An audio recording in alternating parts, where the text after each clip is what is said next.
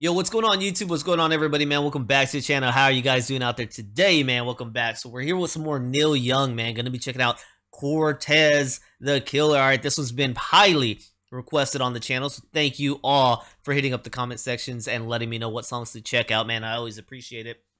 So this one has been there a lot, and I find it coincidentally that we're looking at some cactuses here.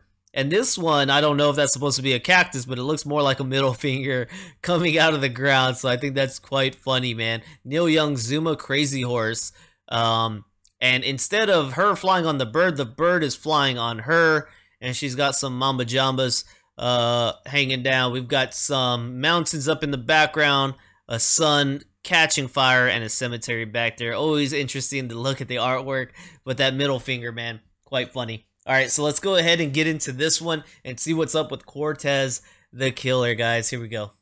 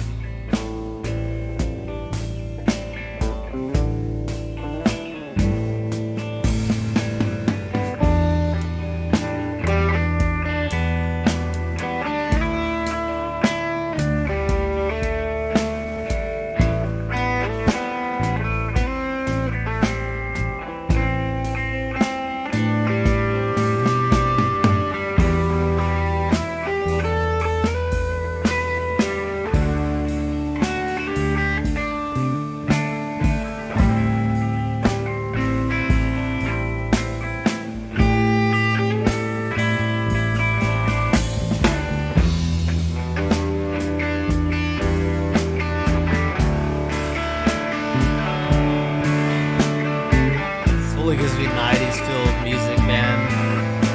That's why he's the Godfather.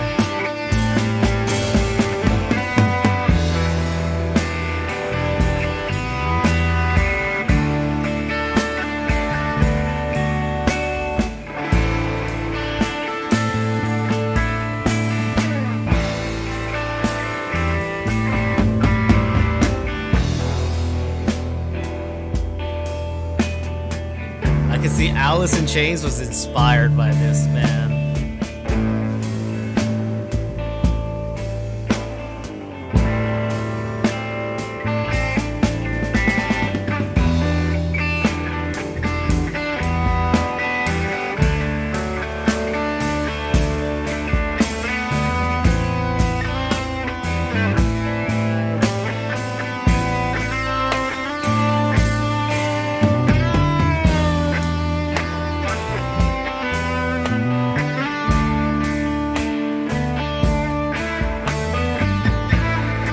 Pocket.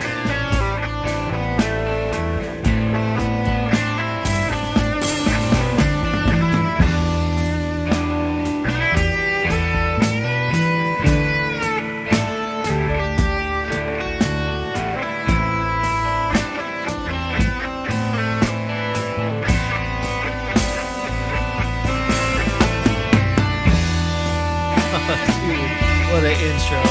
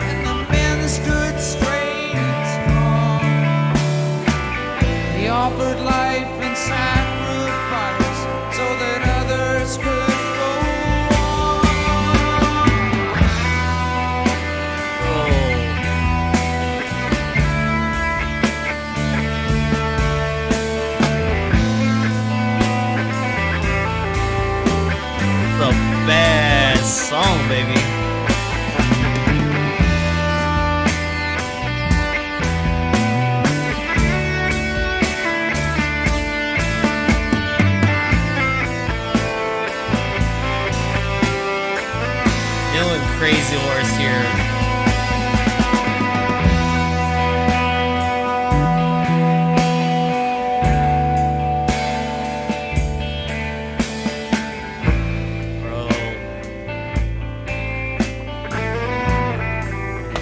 So we're talking about the Cortez.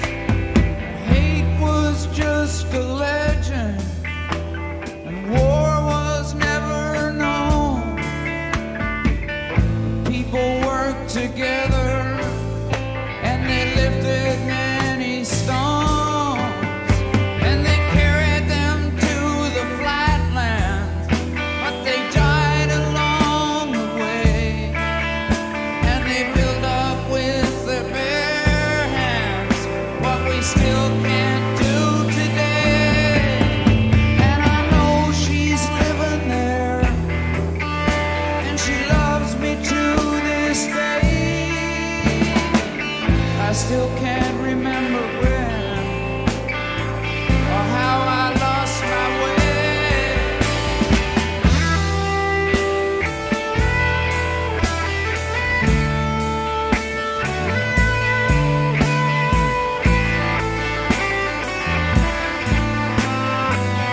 It's so much sound great.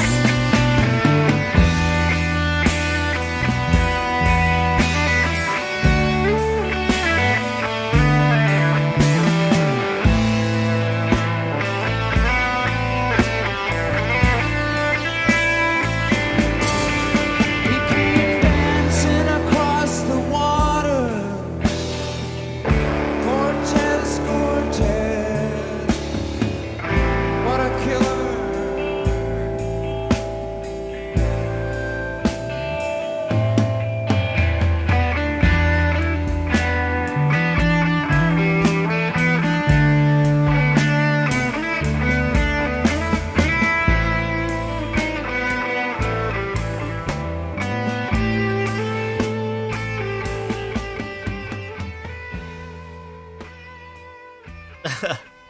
I don't say this often about a 7-minute song, but that's too short. That's too short, man. Yo, I'm taking a gaze into the building block of some of my favorite genre music of all time, man. I'm seeing, I'm seeing Soundgarden here. I'm seeing Alice in Chains here. I'm seeing Nirvana here. I'm seeing even Rage Against the Machine here. You know what I'm saying? I'm seeing the inspiration of a landscape of music that came in a time that I was growing up in, still young, still a child, but in the 90s.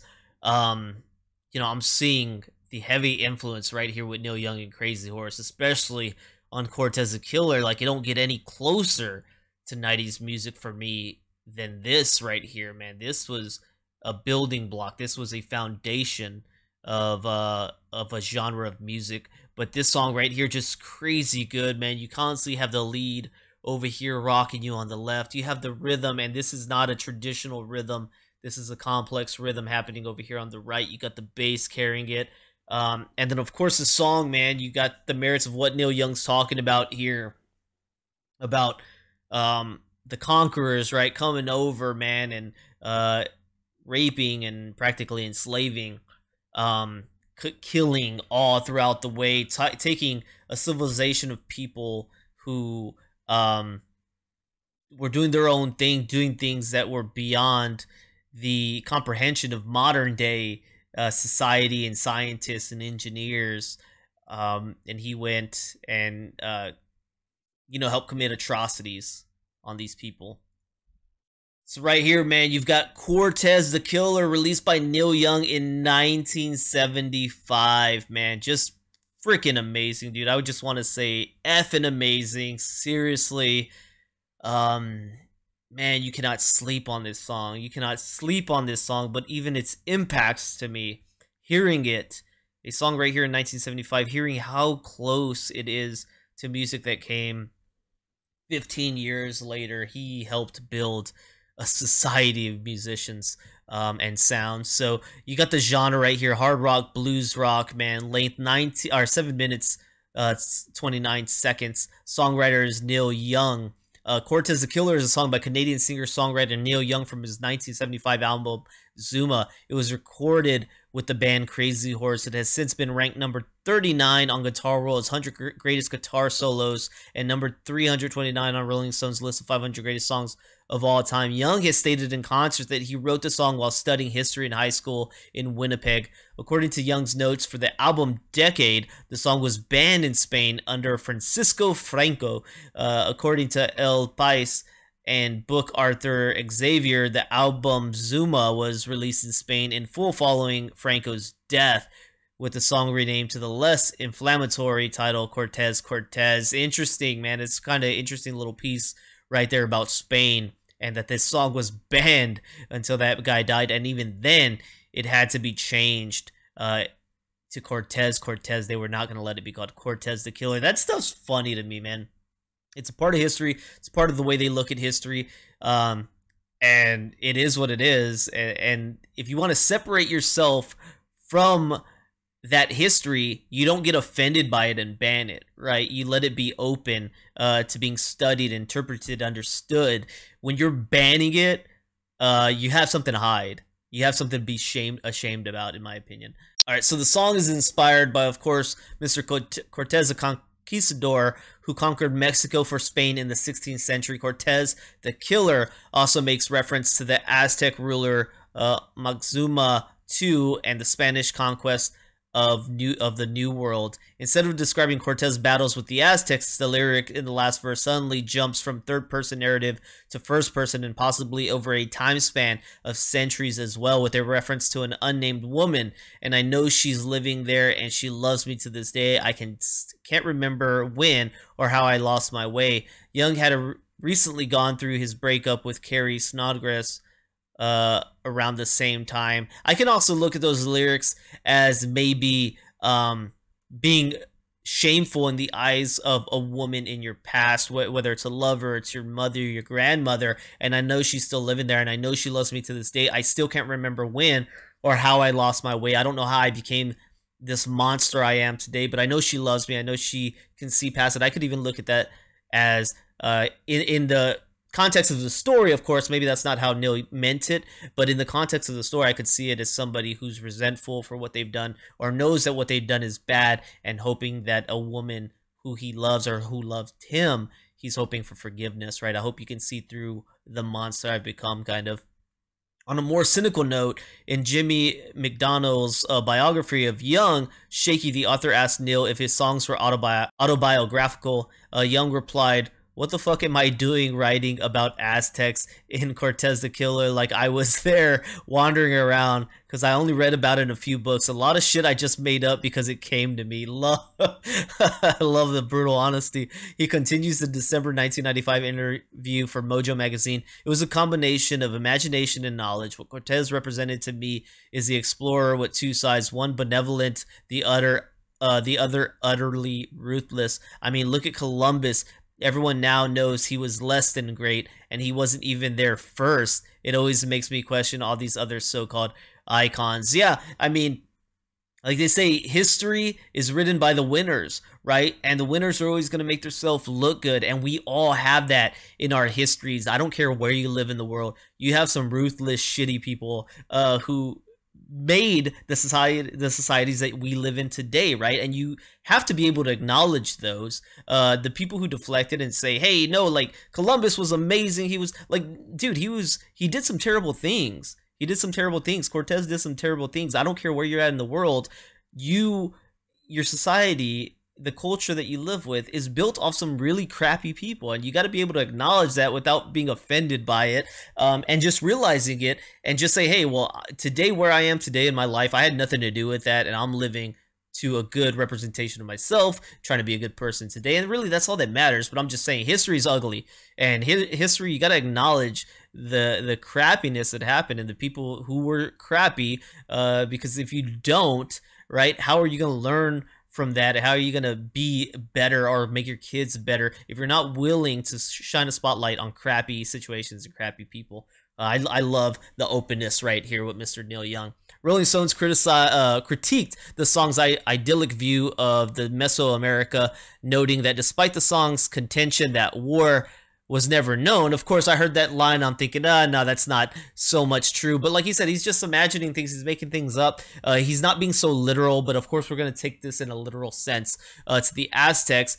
In actuality, they were in a near constant state of war, and that while the song claims people sacrificed themselves so others could go on, in reality, innocent people were tied to the post and brutally tortured and killed. Exactly, right? And that's, but you're taking this where Rolling Stones is critiquing the song, taking it on a very literal sense of history. Like, hey, you're trying to explain history to us, and Neil Young saying, hey man, it was a little bit of knowledge about what I learned and a little bit of imagination. I'm just being, I'm just making a song. Like, so he's not trying to teach a history class with this one. He just made a really good song. So I thought that was really dope. Amazing song right here. Love the actual sound of this song, the music, everything about it, man. It's been covered to death, dude. You got a group named Slint, Dave Matthews Band, Built to Spill, The Church, Government Mule, a lot of groups I have not heard of except Dave Matthews Band. So that would be freaking cool to check out Dave Matthews Band do this one. That would be really interesting. Well, I hope you guys enjoyed me taking a little ride on this song, and I know sometimes you guys got to listen to me and it's like, I'm sorry. But thank you guys so much for being a part of this. Thank you for recommending this song, man. This song is killer. It is killer. That's why it's got that in the name. Okay, so thank you so much, man. If you guys enjoyed, please don't forget to like, subscribe, check out the descriptions down below for other ways you can help the channel, including becoming a member here on my YouTube, my Patreon, or donation request if you so choose, guys. I really appreciate it. Thank you so much, and I'll see you on the next one, man. Peace.